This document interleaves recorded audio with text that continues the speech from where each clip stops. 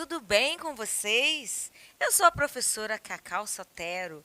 Trabalho com vocês já me conhecem, com língua portuguesa. Este é o programa Fique em Casa Aprendendo. Como eu já falei, embora muitos de vocês já estejam na escola. Que bom que as coisas estão se ajustando, que bom que tudo vai voltar ao normal. E como nós não podemos parar de estudar, um vestibular lá na frente te espera. Vamos ver, exercitar, reaprender o assunto que nós já estamos trabalhando, que é parnasianismo. A poesia parnasiana. Você sabe que poesia trata-se do conteúdo, mas a estrutura da poesia nós chamamos de poema, tá? Parnasianismo, vamos rever as características e ver algumas obras poéticas do parnasianismo, tá bom? Eu acabei de falar, né? Poema é a estrutura, ser escrito em versos, quantas estrofes, e a poesia é o conteúdo. E uma dica, a poesia ela não é vista só em textos, ela é vista também numa paisagem, pintada por um autor, de um cenário do mar, de uma floresta, de uma casa, enfim, aquela visão subjetivista que o autor tem e tenta nos passar. Quando é escrito, a gente tem um poema, né? Uma poesia. Quando é uma obra de arte, aí a gente tem que ter um pouquinho mais de perspicácia para entender aí o que o autor quer nos passar. Vamos lá? Então, nós já sabemos que o parnasianismo é uma escola da literatura, ou um movimento literário, ou um estilo literário. Sabemos que essas terminologias são aceitas dentro do estudo, né, da literatura, e nós sabemos também que há autores que não gostam de falar escola. Por isso que eu fico repetindo: estilo literário, escola literária, movimento literário, não quero confusão com ninguém, né? Ou um movimento literário, como eu já botei aqui, poético e, claro, contemporâneo do realismo naturalismo. Não esqueça, parnasianismo aconteceu, surgiu contemporaneamente ao realismo naturalismo. E ambos, né, tanto realismo, naturalismo, juntando-se ao parnasianismo, são movimentos literários, escolas literárias, estilos literários que se opõem ao romantismo. Por que Parnaso? Por causa da figura mitológica que dá nome a uma montanha na Grécia. Então, quando você tiver uma oportunidade de ir à Grécia, você pode perguntar para o guia turístico onde é que fica essa montanha que tem esse nome de Parnaso. Onde, segundo uma lendas são histórias contadas oralmente dentro da cultura de um povo, que diz que lá nessa montanha, Parnaso, moravam musas, ninfas e o deus Apolo, um deus mitológico. E a gente sabe que o que é mitológico é mito, é só conversa, não existe. Faz parte da cultura? Faz, mas não tem comprovação. Então, o deus Apolo é um mito, ou seja, é algo que as pessoas falam, mas não tem essência, não tem verdade, é só mitologia, tá bom? Como o parnasianismo europeu, o brasileiro tem como proposta a preocupação com a forma, a disposição dos versos, a quantidade de sílabas poéticas presentes nesses versos, recurso à mitologia clássica e a incorporação do espírito da arte pela arte.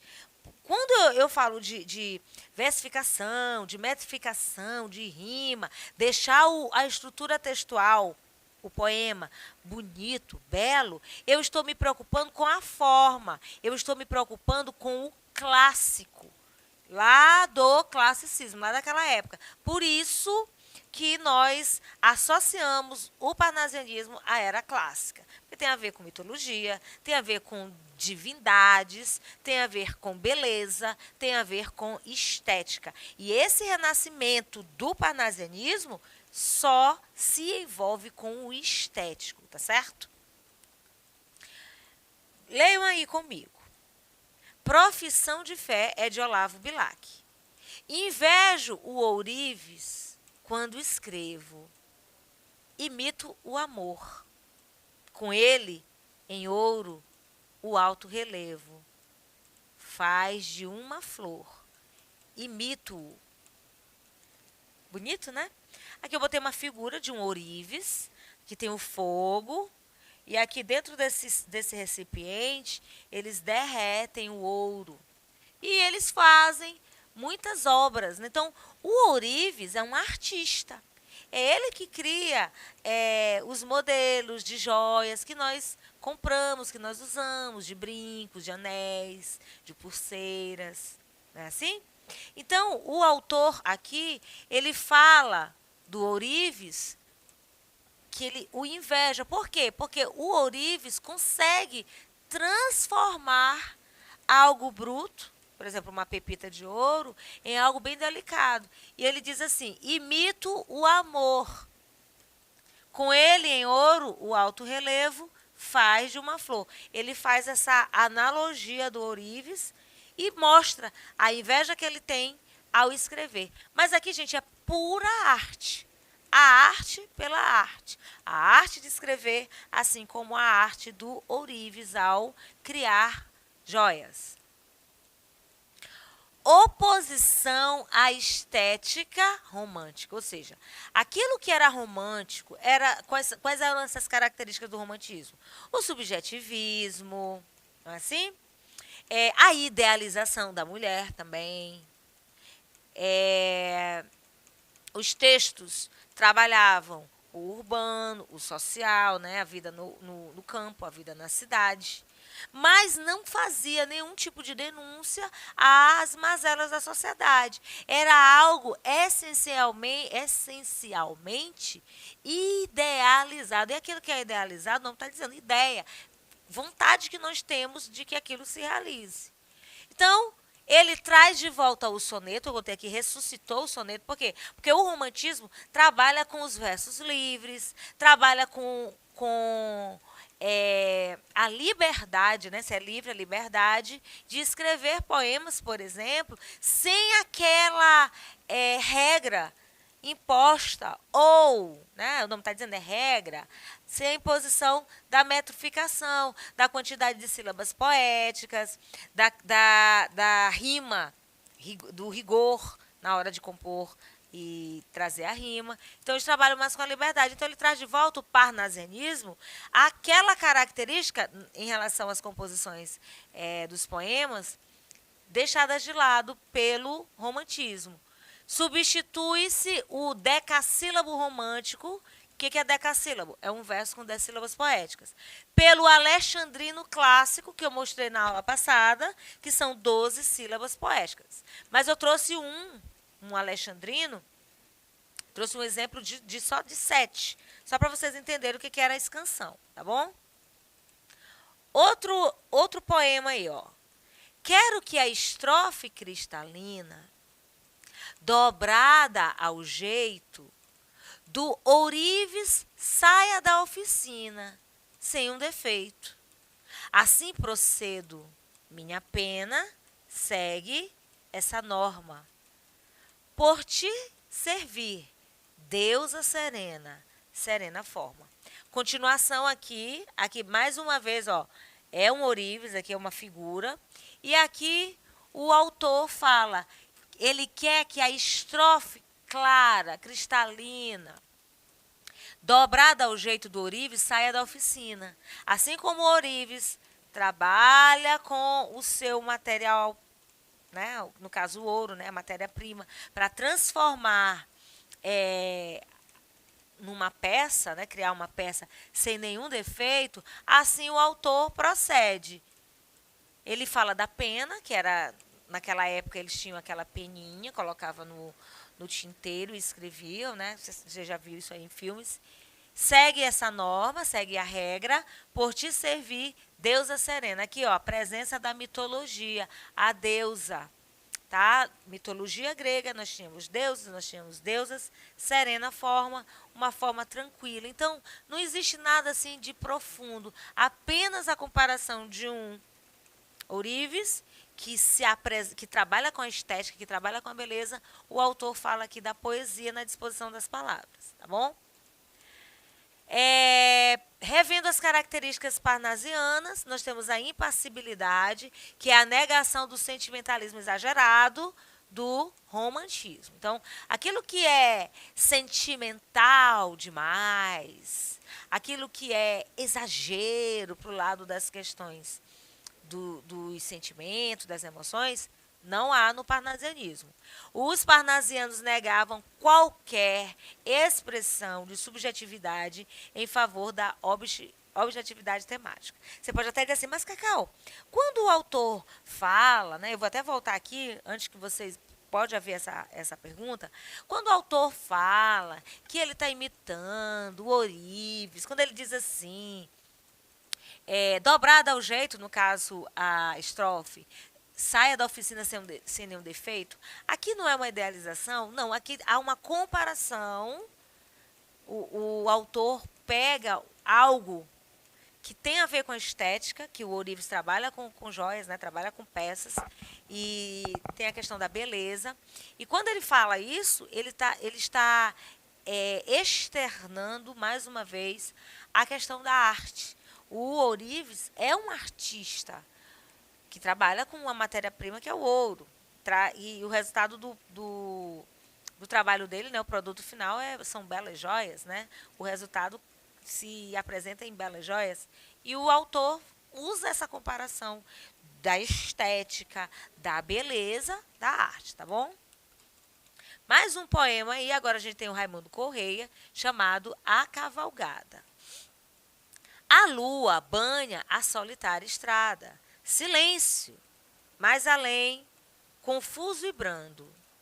O som longínquo vem se aproximando do galopar da estranha cavalgada. Olha só, aqui a gente tem uma descrição de uma cavalgada.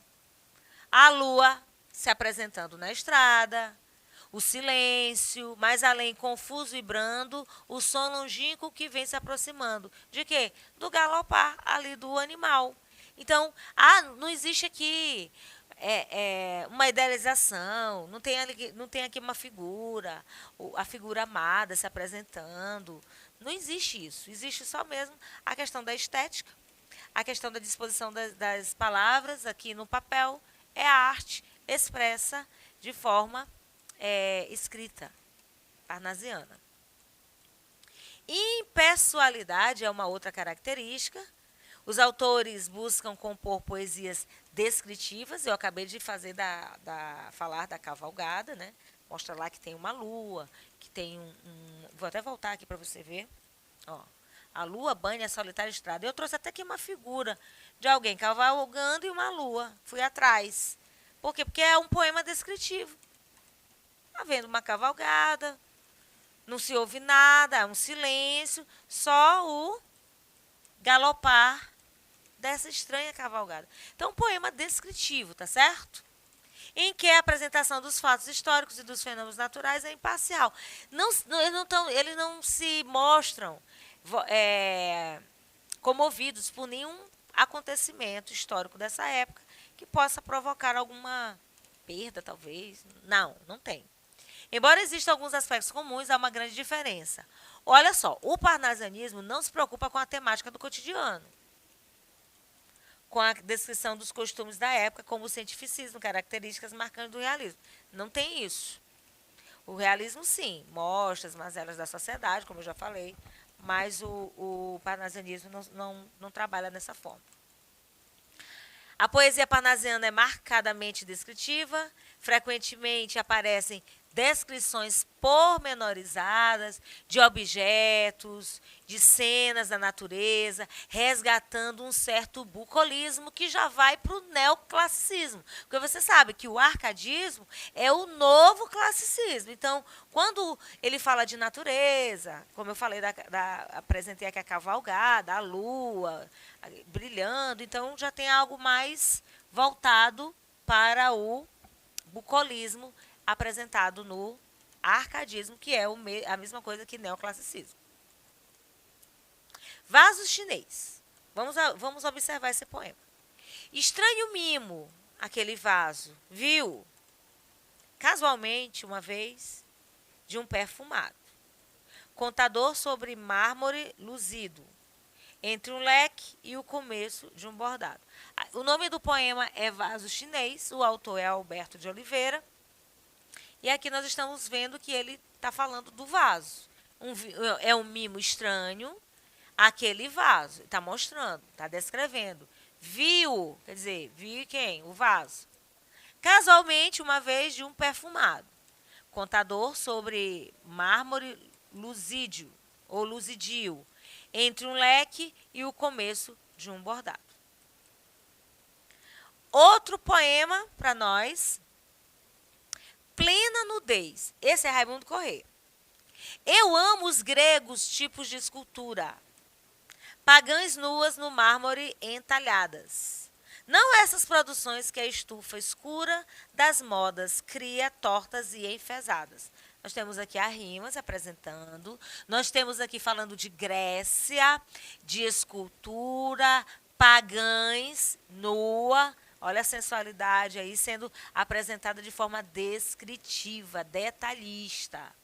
Quero em pleno esplendor, viço e frescura, os corpos nus, as linhas onduladas, livres, da carne exuberante e pura, todas as saliências destacadas, todos os detalhes, né? Todas as protuberâncias que existem nessas obras que ele fala que vê.